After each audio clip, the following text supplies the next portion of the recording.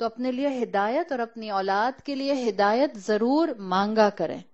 پھر رب کی رحمت جوش میں آتی ہے اور اللہ پھر انسان کی کوشش دیکھتا ہے. ابھی ہم نے بات کی تھی, ہم واٹس ایپ پر سن سکتے تھے. آپ کا یہاں نکل کر آنا, دس از اے پیک ٹائم جس میں سب کو نیند آتی ہے, اسی لیے سب لائٹنگ کھول کے رکھی ہوئی ہیں.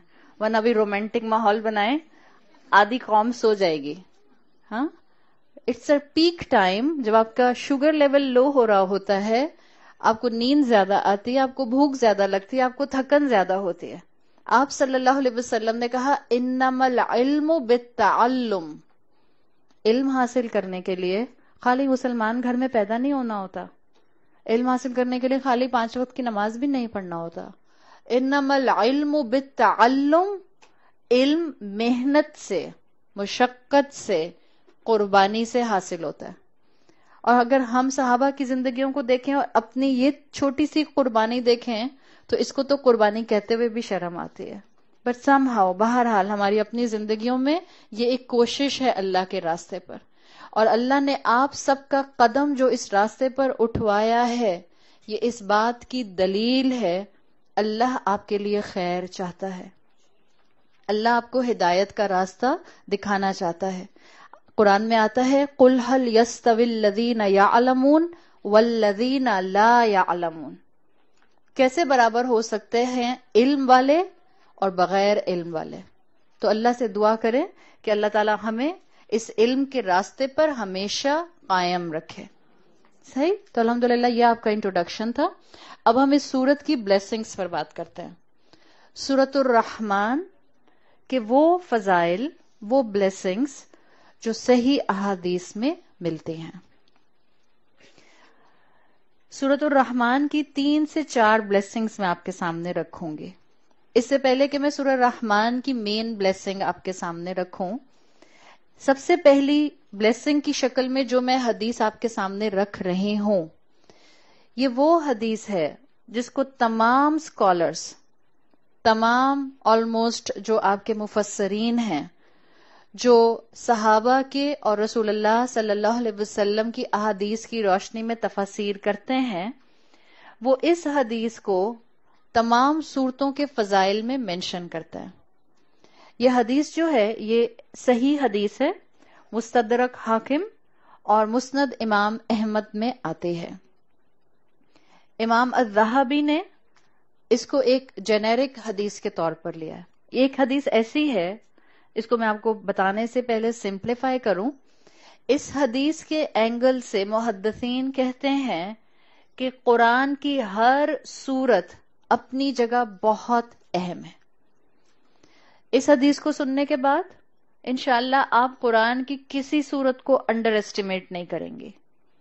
ہاں, کچھ صورتوں کو نام لے کر اللہ تعالیٰ کے رسول صلی اللہ علیہ وسلم نے ایکسٹرا آرڈنری اہمیت دی, لیکن پلیز اس کا ہرگز یہ مطلب نہیں ہے کہ ہم اپنی زندگی میں لمیٹڈ صورتیں صرف تلاوت کے لیے فکس کر لیں اور پھر ہم باقی قرآن کو نگلیکٹ کر دیں. یہ وہ حدیث ہے جو تمام مفسرین مینشن کرتے ہیں کہ کہتے ہیں کہ اس حدیث میں قرآن کی مصحف کی تمام صورتیں شامل ہو جاتی ہیں. اس حدیث میں آتا ہے آپ صلی اللہ علیہ وسلم نے فرمایا اوتیت سبع الطول مکان التورات, تورات کی جگہ مجھے 7 طویل صورتیں دی گئی ہیں. آپ صلی اللہ علیہ وسلم نے فرمایا, دیکھیں قرآن سے پہلے 3 آپ کے سامنے آسمانی کتابیں تھیں, ہیونلی بکس, تورات, زبور اور انجیل.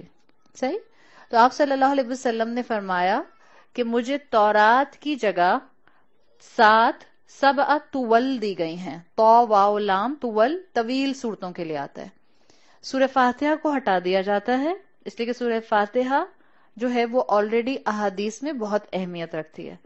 7 لانگ لیندی سورہ کے لیے سورہ بقرہ سے لے کر سورۃ الانفال, بریکٹ میں لکھ لیں سورہ توبہ, 7 اگر آپ کاؤنٹ کریں گی تو بنے گی سورہ بقرہ سے سورۃ الانفال 7 سورس.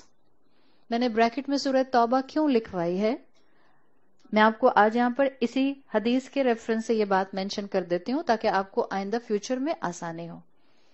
ہمیں معلوم ہے سورہ توبہ کے شروع میں بسم اللہ نہیں ہے. Out of so many reasons, one of the major reason Surah Tawbah کو سورۃ الانفال کی ایکسٹینشن کنسیڈر کیا جاتا ہے. اسی رولز کو، انہی آیات کو، انہی مفاہیم کو آگے پروسیڈ کیا گیا ہے جو سورہ انفال میں آئے ہیں سورہ توبہ میں. دس از ون امپلیکیشن جو مفسرین دیتے ہیں کہ سورہ توبہ کے شروع میں بسم اللہ کیوں نہیں ہے. دس از ایکسٹینشن آف سورۃ الانفال. ٹھیک ہے، اسی لیے یہ جو حدیث ہم اس وقت سورتوں کی بلیسنگز کے انڈر کر رہے ہیں، پہلی بلیسنگ سمجھنے کے لیے، اس میں جو آپ صلی اللہ علیہ وسلم نے فرمایا کہ مجھے تورات کی جگہ 7 طول دیے گئے ہیں، 7 لیندی سورہ دیے گئے ہیں، اس کو سورہ بقرہ سے سورۃ الانفال تک رکھا جاتا ہے، اور بریکٹ میں آپ کیا لکھیں گی؟ سورہ توبہ. اس کا مطلب ہے کہ یہ 7 کی 7 صورتیں بہت اہمیت کی حامل ہیں.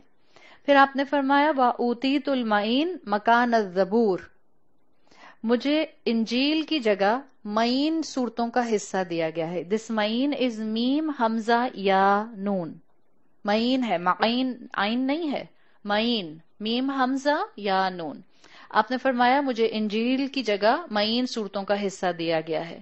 پھر فرمایا وَأُوتِيتُ الْمَثَانِي مَكَانَ الْإِنجِيلِ، انجیل کی جگہ مجھے المثانی صورتیں دی گئی ہیں. اور پھر چوتھی بات آپ نے فرمائی وَفُضِلْتُ، اور مجھے فضیلت دی گئی ہے بالمفصل صورتوں، یعنی بہت تفصیل سے کمپریہنسو صورتوں کے ذریعے. تو آپ نے قرآن کو 4 حصوں میں ڈیوائیڈ کیا ہے.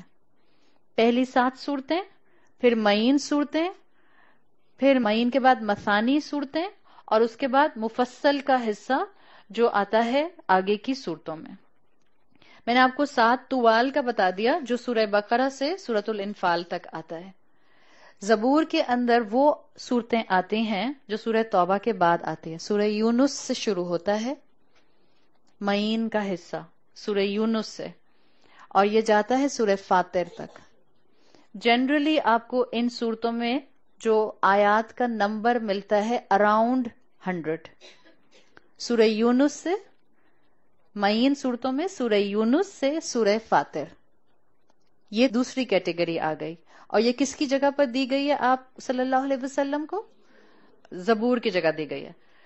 تھوڑا سا اسی جگہ سمجھیں. جو آپ کو پہلے 7 لیندی صورتیں دی گئی ہیں، سورہ بقرہ، آل عمران، نساء، انعام، اعراف، انفال، توبہ، ان میں شریعت ہے. یہ 7 طوال آپ کو دیے گئے تورات کی جگہ پر.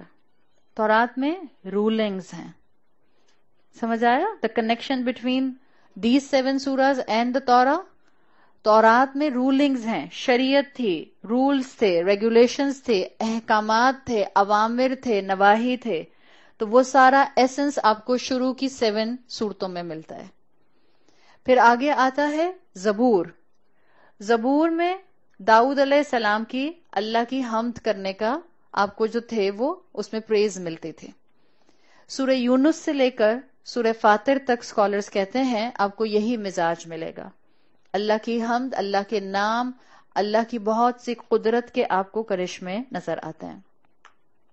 تیسرا پورشن جو آپ نے کہا مجھے دیا گیا انجیل کی جگہ پر، المثانی، یہ شروع ہوتا ہے سورہ یاسین سے سورۃ الحجرات تک.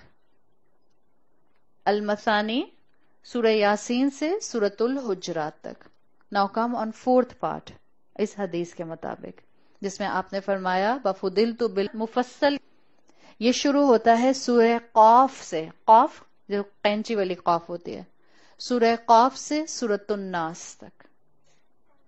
سورہ یونس سے لے کر سورہ فاطر تک جتنی صورتیں آئی ہیں اس میں آن اینڈ آف آپ کو یہ چیزیں ملیں گی.